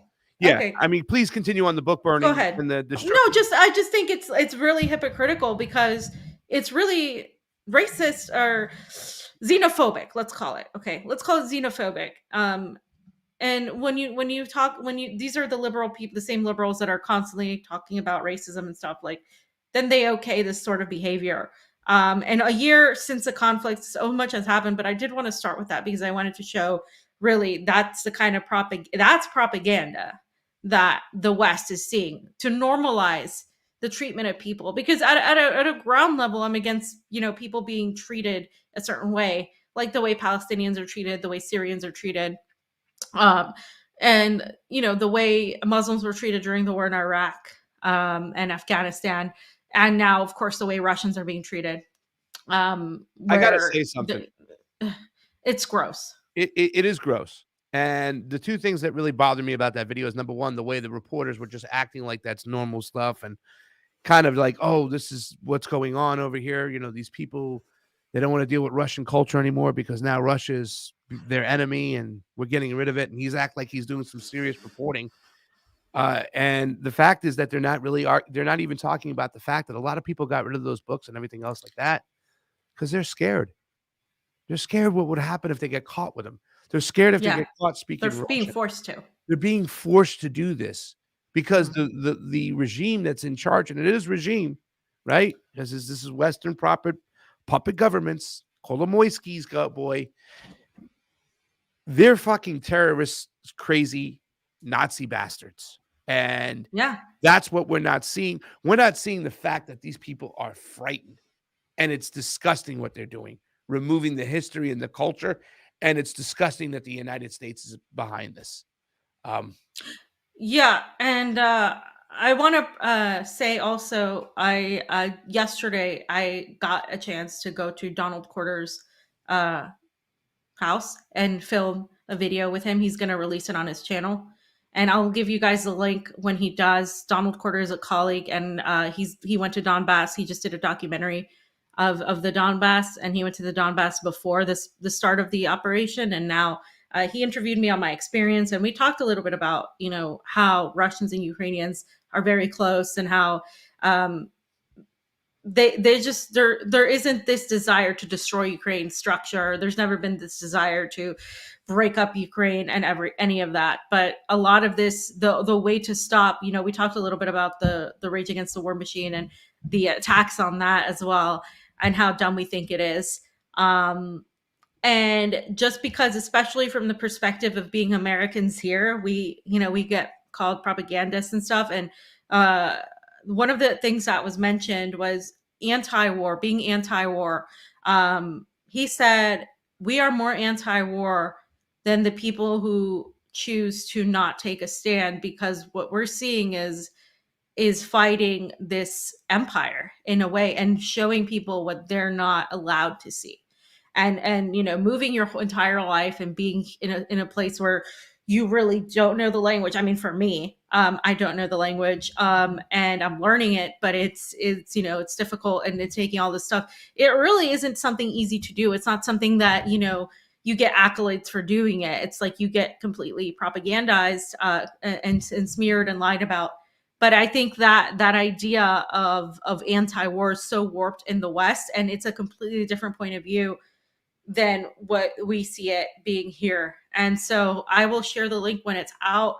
But being here just a year, it's been a year since a special military operation. It'll be a year when I'm here in June. And it's kind of crazy how time has gone by so quickly. And a lot has been exposed, right? We saw what Seymour Hersh exposed with the Nord Stream pipelines, saying that Joe Biden, talked with his policy advisors, and how this was, of course, done with these deep sea divers that they got help from Norway, and the whole situation, and how this has been, of course, just responded to. He's lying. He's a blogger, and all this stuff. And so, if you pay attention at all, you know that the people that are dismissed as bloggers, as nothing, as whatever, they're the ones you need to hear the most. So a year ago, there was the beginning of when people started figuring out in the United States what Ukraine was, and maybe started to recognize its flag, because they probably didn't even know Ukraine existed, or the flag, or even where it is on a map. And that's the reality, where people just randomly began putting the flag on their profile pictures on Facebook and little flags on Twitter bios, and where people just went on to the next current thing. Because if you recall, before that, it was the election, and then COVID and everything going on. And now, we went from anti-vax to anti-Russian, and pro-mask to pro-Ukrainian, right? And so it's kind of crazy. People don't realize it's the same people doing the same things. But well, that's today, the thing. That's the blind spot of what Chuck, and the PSL and all these other people is like, you're anti-war. Those are the same people pushing the vaccine. Like, you have to fight. Like, if you don't understand that shit, you gotta understand where this thing comes from. And that's a very big blind spot, I think, unfortunately, for a lot of leftists, is that they really bought into this thing hook, line, and sinker. Especially when you talked about Medicare for all. Well, I mean, Come on, like you're Medicare for all, and you were against the pharmaceutical companies for years. Now all of a sudden they're benevolent. Right. Yeah, it just doesn't, it's not logical, it's emotional only. So that's Yeah. the problem. There has to be a balance. Um, and one of the things that happened today was, and in the last few days, China has been going at the US, basically saying the US doesn't respect sovereignty, that they call any criticism of them propaganda. The Chinese foreign minister had a press conference earlier, and basically he said, you know, the United States needs to respect people's national sovereignty. The United States needs to be able to take criticism. He was asked, what about Joe Biden saying that they're going to go and give weapons to Taipei? He responded by saying China's going to defend its national sovereignty and its territorial integrity at all costs. To these, you know, allegations, Garland Nixon's name was mentioned by a reporter because Garland Nixon was the one that posed that tweet. And I just want to throw that out there, fam. I don't know if you knew, but that was where that question came from. Yeah, Garland Nixon. And they had drafted a 12-point sort of peace settlement, a way to achieve peace between the two. Now, China says that they promote peace, that they're not supplying weapons to Russia, as the U.S. alleges that China is going to give weapons to Russia. They say that they're not. They say that they simply are cooperating towards peace, but they don't like how the U.S. tries to tell them what to do. They don't like, they said that the shooting down of their balloon wasn't clear, aggravating, flagrant human rights violation and disrespect of China. So he said a lot of things, and they have pretty much called out the U.S. very intensely. So that's what's going on with China. So I'm going to show a little bit of this and about their peace plan and what it has in it. So China has called on the world to prevent the Ukrainian conflict from escalating, asking world leaders to resume a peace dialogue after its foreign ministry publishes a 12-point peace plan as a solution to the Ukrainian conflict. The proposal condemns the unilateral sanctions that the West puts on other countries. China opposes unilateral sanctions unauthorized by the UN Security Council. Relevant countries should stop abusing unilateral sanctions and long-arm jurisdiction against other countries so as to do their share in escalating the Ukraine crisis and create conditions for developing countries to grow their economies and better the lives of their people.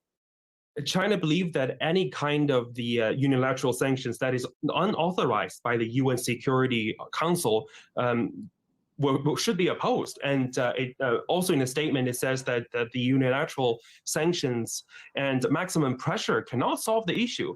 And that can only create new problems. So how China handled the current issue is not posing sanctions and not providing weapons, but calling for a political resolution. The statement has several layers of logic. If you see the flow of the logic, it's pretty clear.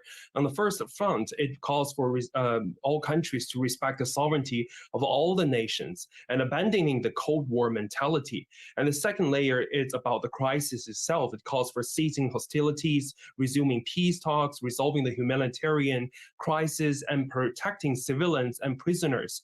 And also it focused on the post-effect brought by the crisis, including keeping the nuclear power plant safe, reducing strategic risk, facilitating grain exports, and stopping unilateral sanctions, keeping industrial and supply chains stable, and also promoting post-conflict reconstruction. So it's a layer of promotion of, based on the grounds of talks, but also different layers of ideas given the current situation.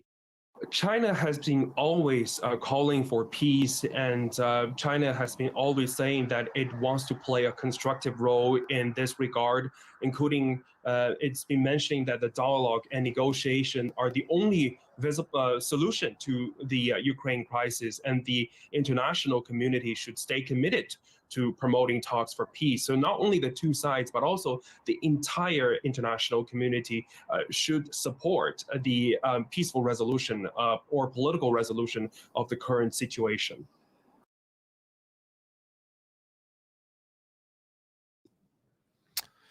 Fam, you're muted still. You can unmute yourself. China, yeah, fam. China. China fam. And if anybody wants to reach out to the couch, you can always hit us up at the convocouch@gmail.com. Please do so at any time. Anything you want to say, go ahead. Hopefully we won't get some people who have been attacking us, making parody accounts on us and saying vile, disgusting things. And if you want to kind of run with that group, then you're not with my group, because threatening us is not the way to get across to us. We like to have conversations, but the disgusting, vile attacks that we've had behind the scenes between on me and Fee, we're not going to take it anymore. But if you want to reach out to us, you have a suggestion, you want to talk like a human being, the convocouch@gmail.com. We are there for you. Go ahead, fam. No, I just wanted to, I guess, ask your opinion on what China is doing. I mean, one of the things they said was stop its Cold War mentality. The U.S. has kept this Cold War mentality forever. I mean, it never left, right? It really has never left. China, Russia are the enemy. And a year into the conflict, there was this recent UN vote, right? And they adopted this resolution to denounce Russia, to demand that Russia, of course, stop its occupation of Ukraine.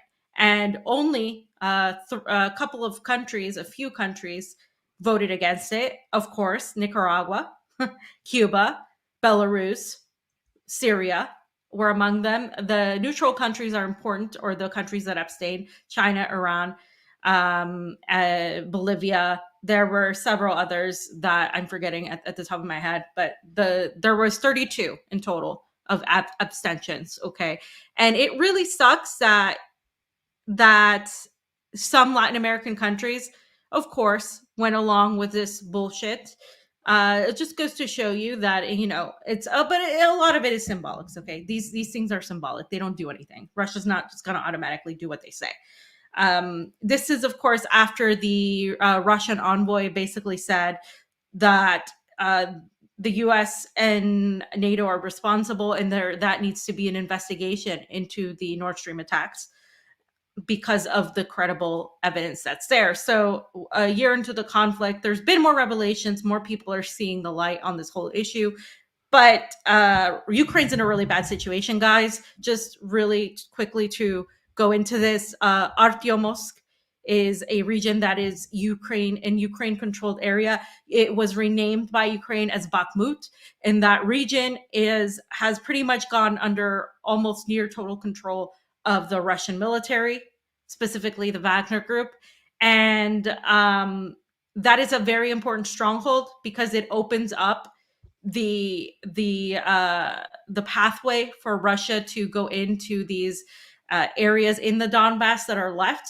And it makes it hard for Ukraine to have access to resupply corridors. Okay, so that's why this is a big deal, and our correspondent is there right now on the ground, Roman Kosarev, and so you'll be hearing a lot about Artyomovsk and that in the coming days. But that's Ukraine's in a really bad position. Ukrainian generals have admitted it, politicians have admitted it. The U.S. is, of course, committing to giving them more money, more weapons, as usual. So has the EU. That's what's happening in spite of all of this. I interviewed a journalist that's lived in Lugansk for a while in the Donbass, and his name is Yanis Bukonin. And he's been there for a while, and again, he sees this conflict as one that started a long time ago, even before 2014. And the reality is things are not going well for the, as many call it, the global elite that's trying to wage this war. And we talked about the fact that this is an existential war for NATO, but it's an even more existential war for Russia And that's how a lot of Russian politicians have called it. Russia's not going to dip out. Russia's not going to stop because they see this again as a fight for their lives, and they see stopping NATO as a necessity. And building one of the conversations that's been going is how to build economic relationships with other countries. So that's where the view is here. And the other thing I wanted to point out, fam, is Russia is saying that they're trying to do a sort of false flag in Moldova, and Russia is fighting that. So I have another video on that, but I just wanted to hear your thoughts on everything I just said. Well, What you think of a year into this conflict? Yeah, I mean, and then what the Chinese diplomat was saying over there too as well. They want to put an end to this Cold War mentality, but I think at the end of the day, I think they're putting it out there to be to show their true colors and to be politically correct. And at the end of the day, they'd be willing to sit down at the table and find a way for peace. I think the Chinese definitely and the Russians, they want to find a way to work together with all the nations for trade, for building their economies. And I really believe that. I honestly do. The United States is opposite, though. Like I've said the old saying before, and you can do this by the Minsk Accords, where Putin for 8 years was trying to negotiate some sort of ceasefire and a way out of this whole conflict, and he didn't want to go in there. The Nord Stream pipeline, that just showed you, like, you will not sell your gas to other countries, to Europe, if you're not going to play ball with us, if you're not going to play by our rules. And it's the old saying I said from the beginning. America, the foreign policy apparatus, who is tied to the predator class elites, doesn't care who wins the war, doesn't care who loses the war. All they care is that they have the war, because that's, to them, what is really winning. That's weapon sales. That's money in their pockets. That's a chance to conquer more territory and to grab more resources. So, they're not acting in good faith. I think China and Russia knows that right now. If we wanted to, we could act in good faith. We could bring an end to a lot of wars that are going around out there. So, here comes more spin now down the road with the whole situation with neighboring countries. So I'm very interested to see this video you brought of Moldova, right? Yeah. So just to give a preface, Moldova, there's this region called they were trying to make sure we said it right, Transnistria. Oh my God. Because they were like, what? There is some jokes being said in the Transnistria, yes. And it's this republic, self-proclaimed republic in Moldova. Okay, and the Russians have been there for decades to keep security. That was part of an agreement that the nationalist government and another group came together to say the Russians will be there, and so on and so forth. Now, if you recall, I always go back to this.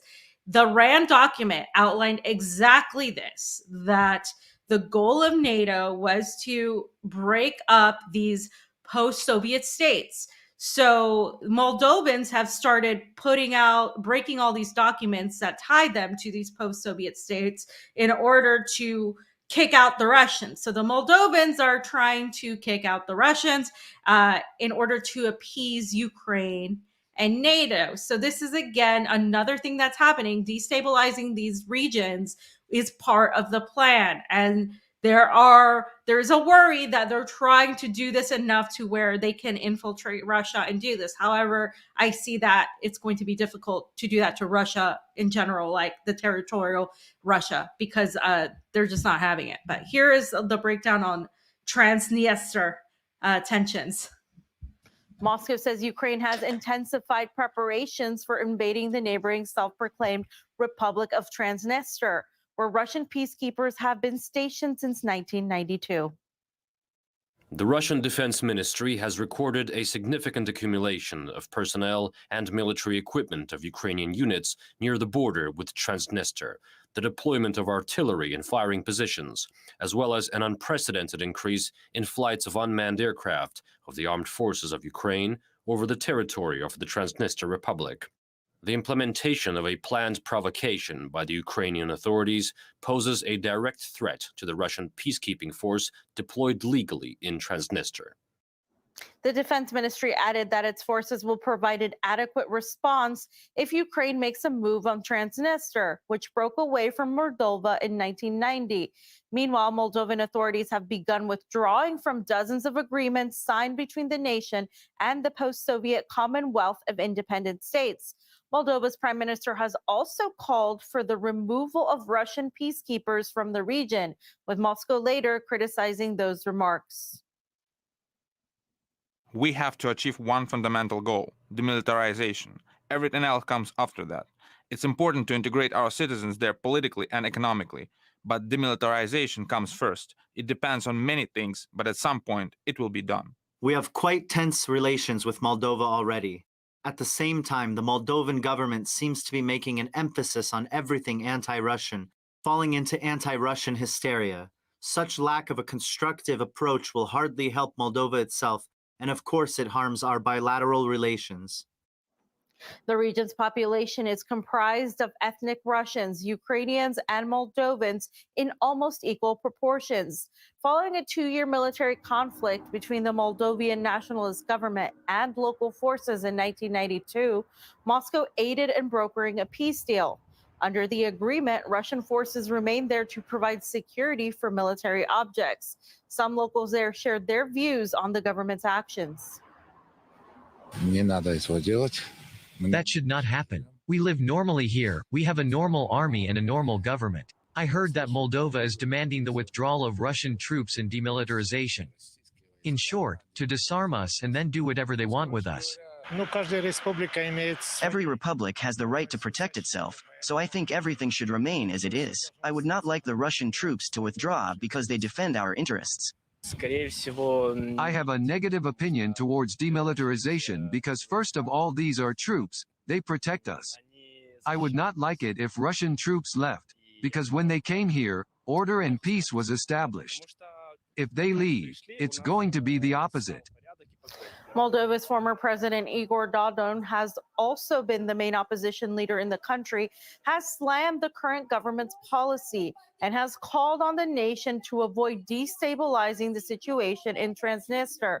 This comes as Moldova faces political turmoil, with thousands of residents protesting against the government and high energy costs.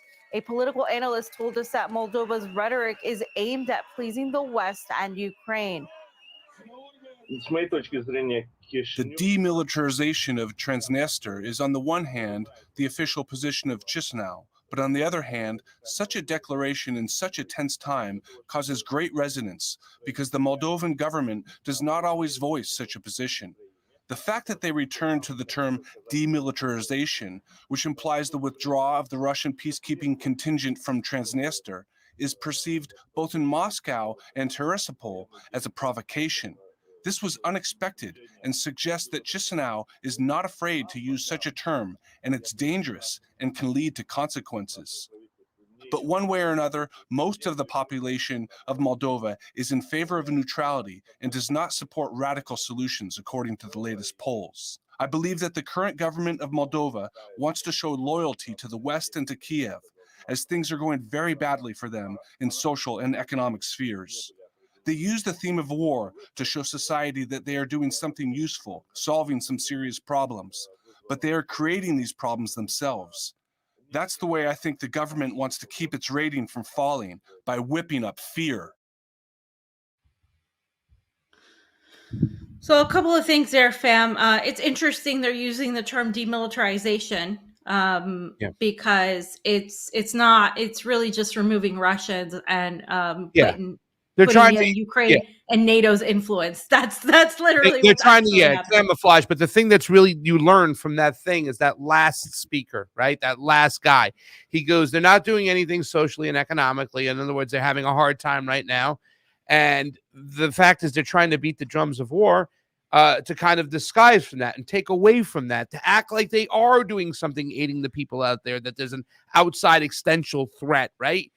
And they're close to the West. They want to pander to the West, the current government there as well. That is something that a lot of Americans got to take into consideration and understand, that every single time that this country is beating the drums for war, they're trying to take away tension from what's actually going on internally, right? Yeah. Fam has talked about the other day with the whole thing in 9/11, right? With the Pentagon and all that money. As soon as the planes hit the building, all that money spent given to the Pentagon is gone. Nobody's talking about the lost millions, if not billions, if not trillions of dollars that can go to our people. And that's what they do all the time. They usually beat the drums of war for two reasons. Number one, it's easy for them to do it because they're failing with other issues at home. So they want to distract from that. Number two, since they're already failing at that, it makes it easy to go to this group of oligarchs or predator class because they're going to fund you and bail you out and let you keep your job and your lavish lifestyle and all that other shit there. And that's the only way out because you can't get it done otherwise. Go ahead, fam. And it's just telling because the people of Moldova have been protesting against the government and against the high cost of energy, which is, again, screwing the people of Moldova. Yeah. Them removing the Russians is only going to allow NATO to come in, the West to come in and manipulate Moldova, which is exactly the plan that has been stated by the West. They want to control and destabilize these regions, these post-Soviet regions. They were part of the Soviet Union. They want to turn them against Russia in order to control them. They're not doing it to free the people of Moldova, to bring any peace. The people of Moldova there have decided they agreed on having Russia there because they know otherwise NATO would come in. But now, of course, that's what's happening. And Russia has laid it out completely. They knew this was coming. So it's something to watch as well, because if you go back to every single world war, things started in countries like Moldova. Things begun in little tensions like this. So with everything going on, it's just something to look at. And also, I'm not going to go over it now, but Nigeria is having elections this Saturday. And since Fam and I always watch elections, the thing about Nigeria, it is the largest economy in Africa. It is one of the most important elections. And Anthony Blinken and a lot of these hacks made a video telling Nigerians to vote. And there is talks that there is going to be foreign interference in those elections. I believe there already is. And that the right candidate will win for the West. That's the fear, and that's what a lot of people are saying. So just be on the lookout for Nigeria. Nigeria is has a lot of issues as well, but that it's a very important election, and of course their elections are on a Saturday, unlike ours that are on a Tuesday. Fam, that's it for today. It's Cocaine Bear time. Okay, it's 1:00, and it's all about the bear. Hooah! That's right, fam. So we're gonna go watch Cocaine Bear tonight. Amber King is coming into town. We got a little party going on. A bunch of peeps. Steve took the day off. He was on assignment, so I did the morning show. What is cocaine? Is Cocaine Bear? That's not Zelensky. Zelensky's not a bear. He's like a Smurf. Oh, he's Cokie Smurf. And whatnot. Fam, you don't know what Cocaine Bear is? No. Yes, you do. Okay, what I'm going to do really quickly is I'm going to get the trailer for Cocaine Bear and let you know, because we played it once before. Here we get the trailer. Did we? I don't know. No. We played it on the morning show. And what happened was that because somebody sent it to us on the spot, Steve had that beautiful idea. All right, we're going to do a Cocaine Bear get together. And a couple people are coming in from out of town, all this other stuff, and we're going to watch Cocaine Bear. It happens to be, fam, Ray Liotta's last movie he did before he passed away. No. So this is going to be, you know what I'm saying? Oh, Ray. I know. So check it out, fam. I'm going to play the trailer for Cocaine Bear. Let you know. Fam, you can't play that trailer. We're going to get a strike. You can't play it. You can't play it. We'll leave YouTube. We'll leave YouTube. Okay, right now. bye YouTube. Bye YouTube. Hold on. Let me go to YouTube. Fucking YouTube, fam. Let me go to it. Hold on, guys. We're gonna leave YouTube. All right, we're gonna leave YouTube, guys. Have a great weekend. Enjoy if you can. It's snowing here in Moscow. It's almost the end.